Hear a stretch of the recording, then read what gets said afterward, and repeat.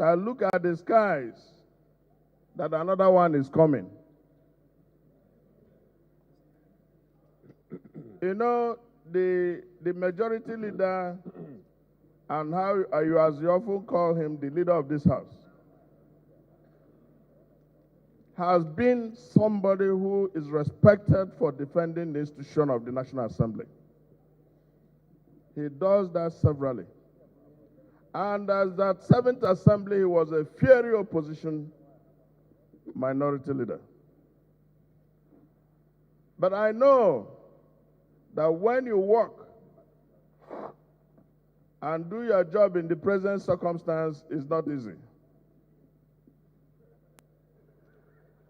The majority leader has tried severally to get or catch up with all his elements, but I know it is challenging.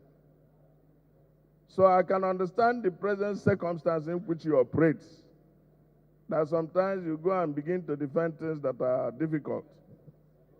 But Mr. Speaker, this is one of the serious breaches that we have always been accosted with as a parliament. And this is an alleged breach of privilege, and we should take it as that. If the majority leader had the benefit of being informed by the minister, we hadn't that benefit. Chika hadn't it. Myself, I hadn't it. It shouldn't have come.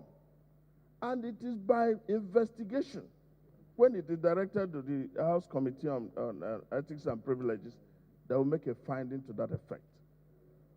But the issue is, there is no way we can, I believe that comments that come sometimes from the people who work at the pleasure of the president, his appointees, are meant to even set all the parliament up against him.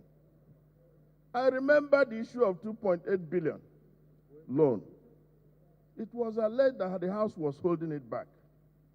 Now the money has been approved, roadshow has been done. Where is the money? Mr. Speaker, where is the money? The budget we are talking about, even 2018, is not funded. And we were alleged to have been holding back. Are we to release the money ourselves?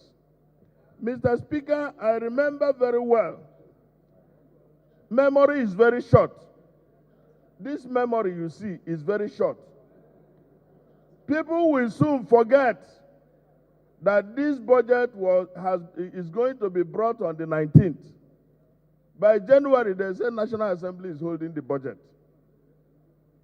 It has happened like this in the past. I remember in one of your leadership meetings where we were told that we were holding approving loan. But it happened that the loan request was not even in this house. It has not been submitted to us. So sometimes when you hear comments like this, it will look like, oh, that the executive or the minister in question is acting to type. It's just like doing what is always, and that is why it appears to be believable, whether it's online or newspaper. But it will be good. There is a sustained effort not to make comments like this, because the institution of government is the same. Sometimes you think we're adversaries. No. This government is made up of the executive, the legislature, and the judiciary. We must act in concert to make the nation work and to have a more perfect union. It does not pay anybody to go and blackmail, and there's nothing to gain. The budget works, it works. It doesn't work, it doesn't work. So my own view is that we should refer this matter of breach of privilege so that there will be investigation. And I will also say that let the document that is brought to us and the budget we approve be seen to be functional. If it is 10% that has been released in 2019, by 2018, what sense does it make bringing another one? Let's make the budget work. And it is critical that Nigerians know that, look, we are not adversaries of the executive. We are making sure they do their job. This comment wouldn't have come up. This breach or allegation of breach of privilege wouldn't have come up if it was not published. Members of parliament don't run online newspapers. We don't also run regular newspapers. It was written. It was published.